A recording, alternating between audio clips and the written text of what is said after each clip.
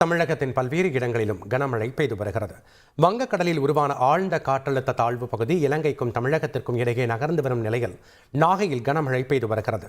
நாகூர், வேளாங்கண்ணி, கீழ்வேளூர், கீழையூர் உள்ளிட்ட பகுதிகளில் மீண்டும் 3 முறையாக வடகிழக்கு பருவமழை பெய்து வருவதால் நிலத்தடி நீர்மட்டம் உயர்ந்துள்ளது. கடைமடை பகுதியில் கனமழை காரணமாக சம்பா பயிர்கள் செழிப்பாக காட்சியளிக்கின்றன.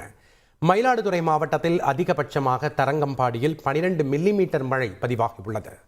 முன்னெச்சரிக்கை நடவடிக்கையாக மயிலாடுதுறை மாவட்டத்திற்கு இன்று ஒரு நாள் பள்ளி கல்லூரிகளுக்கு விடுமுறை அளிக்கப்பட்டுள்ளது.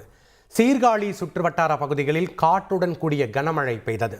சீர்காழி, கொள்ளிடம், வைத்தீஸ்வரன் கோவில் உள்ளிட்ட நகர்ப்பகுதிகளிலும் அதேபோல எடமணல், திருமுல்லைவாசல், பழையார், கூழையார், பூம்புகார் உள்ளிட்ட கடலோர கிராமங்களிலும் காற்றுடன் கூடிய கனமழை பெய்தது.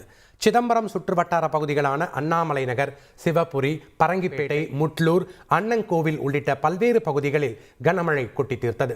விடுமுறை விடப்படாததால் மாணவர்கள் நனைந்து கொண்டே பள்ளி கல்லூரிகளுக்கு சென்றனர். தொழிலாளர்களும் வெகுவாக பாதிக்கப்பட்டனர். அதேபோல் கடலூரின் பிற பகுதிகளிலும் தொடர்ந்து கனமழையானது பெய்து வருகிறது.